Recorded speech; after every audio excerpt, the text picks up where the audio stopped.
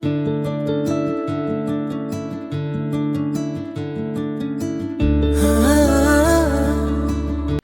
ராஜாவான சிங்கத்துக்கு திடீர்னு ஒரு நாள் உடம்பு சரியில்லாமல் போச்சாம். வேட்டையாட கூட போக முடியாம படுத்த படுக்கையாச்சாம். இதை தெரிஞ்ச காட்டு விலங்குகள் எல்லாம் ஒவ்வொன்றா வந்து நலம் விசாரிச்சுட்டு போச்சிங்களா.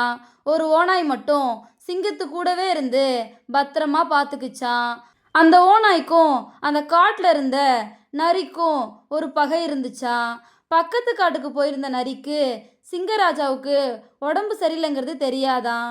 அதனால சிங்கத்தை நலம் விசாரிக்க நரி வரவே இல்லையா.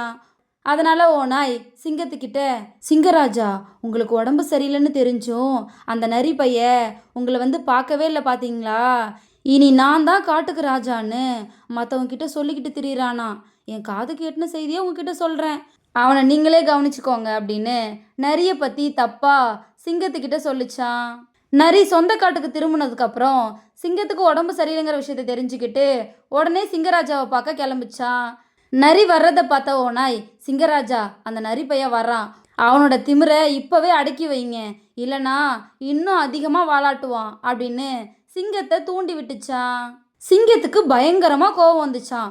உடனே சிங்கம் நரியை பார்த்து, எனக்கு உடம்பு சரியில்லைன்னு தெரிஞ்சும் கூட என்னை பார்க்க வராம அப்படி உனக்கு என்ன வேலை, நான் தளர்ந்து போனதும் ஆட்டம் போட ஆரம்பிச்சிட்டியாமே அப்படின்னு உருமிச்சான்.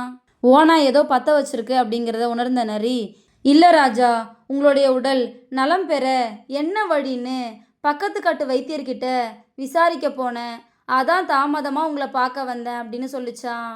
உடனே சிங்கம், ஓ அப்படியா, அவர் என்ன வைத்தியம் சொன்னார் அப்படின்னு கேட்டுச்சான். அதுக்கு நரி, ஒரு ஓநாயோட தோலை எடுத்து போத்திக்கிட்டா உங்களுடைய நடுக்கமும் நோயும் சரியாயிடும்னு அந்த வைத்தியர் சொன்னார் அப்படின்னு சொல்லிச்சான். அடுத்த நிமிஷம் சிங்கம் ஓநாய் மேலே பாஞ்சு அதை கொன்று அதோட தோலை எடுத்து போத்திக்கிச்சான். இதோட இந்த கதை முடிஞ்சிருச்சு. கெடுவான் கேடு நினைப்பான் அப்படின்னு சொல்லுவாங்க. கெட்ட புத்திக்காரனுக்கு இப்படி தான் கேடு விளையும். அதை தான் இந்த கதை நமக்கு சொல்லுது.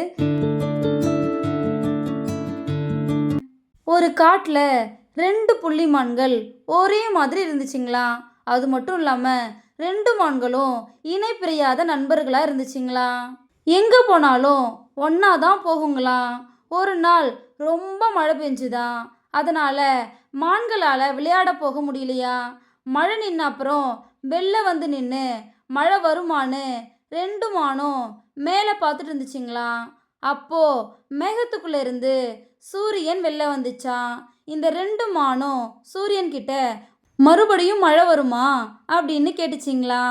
அதுக்கு சூரியன், நான் தான் வந்துட்டேனே, இனிமே எப்படி மழை வரும் அப்படின்னு சொல்லிட்டு மான்களை பார்த்து சிரிச்சிச்சான். எங்களை பார்த்து ஏன் சிரிக்கிற அப்படின்னு ஒரு மான் கேட்டுச்சான். அதுக்கு சூரியன், நீங்கள் 2 பேருமே ஒரே மாதிரி இருக்கீங்கல்ல, அதான் எனக்கு சிரிப்பு வந்துச்சு, தப்பாக நினச்சிக்காதீங்க அப்படின்னு சொல்லிட்டு, ஆமாம் நீங்கள் 2 பேரும் யாரு அப்படின்னு கேட்டுச்சான். அதுக்கு 2 மானும், நாங்கள் தான் அழகான 2 புள்ளிமான்கள், நாங்கள் 2 பேரும் நண்பர்கள் அப்படின்னு சொல்லிச்சிங்களா. உடனே சூரியன், சரி உங்கள் 2 பேரில் யார் திறமையானவங்க அப்படின்னு கேட்டுச்சான். அதுக்கு புள்ளிமான்கள், நாங்கள் 2 பேருமே திறமையானவங்க தான் அப்படின்னு சொல்லிச்சிங்களா. சூரியன் யோசிச்சுட்டு, சரி அப்படின்னா நான் ஒரு போட்டி வைக்கிறேன், அதோ ஒரு மரம் இருக்குது பாருங்க, உங்கள் 2 பேரில் யார் அந்த மரத்தை முதல்ல தொடுறாங்களோ அவங்க தான் திறமையானவங்க, அது மட்டும் இல்லாமல் இந்த போட்டியில் வெற்றி பெறவங்களுக்கு நான் ஒரு பரிசு தருவேன் அப்படின்னு சொல்லிச்சான். சூரியன் பரிசு தரேன்னு சொன்னதும் 2 மான்களும் வேகமாக ஓட ஆரம்பிச்சுதுங்களா. ஆனால் 2 மானும் மரத்தை தொடாமலே அந்த மரம் பக்கத்தில் நின்றுச்சிங்களா. சூரியன் இதை பார்த்துட்டு, ஏன் மரத்தை தொடாமல் நின்றுட்டுருக்கீங்க அப்படின்னு கேட்டுச்சான். அதுக்கு ஒரு புள்ளிமான், நான் என் நண்பனுக்காக விட்டு கொடுத்துட்டேன் அப்படின்னு சொல்லிச்சான். இன்னொரு புள்ளிமானும், நானும் என் நண்பனுக்காக விட்டு கொடுத்துட்டேன் அப்படின்னு சொல்லிச்சான். இதை பார்த்த சூரியன் ரொம்ப சந்தோஷப்பட்டுச்சான். அழகான 2 புள்ளிமான்களே, உங்களோட ஒற்றுமையை பார்த்து நான் ரொம்ப மகிழ்ச்சி அடைகிறேன். நீங்கள் 2 பேரும் எப்போதுமே ஒற்றுமையாக இருக்கணும். உங்களுக்கு நான் ஒரு வானவில்லை பரிசாக தரேன்.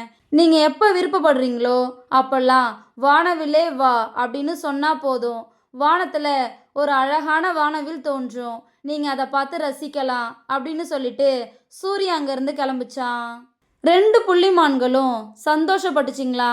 அதுங்களுக்கு விருப்பமான நேரத்தில் வானவில்லை வர வச்சு பார்த்து பார்த்து ரசிக்குங்களாம். இதோட இந்த கதை முடிஞ்சிருச்சு. விட்டு கொடுத்து வாழ்ந்தா வாழ்க்கை ரொம்ப நல்லா இருக்கும். அதை தான் இந்த கதை நமக்கு சொல்லுது.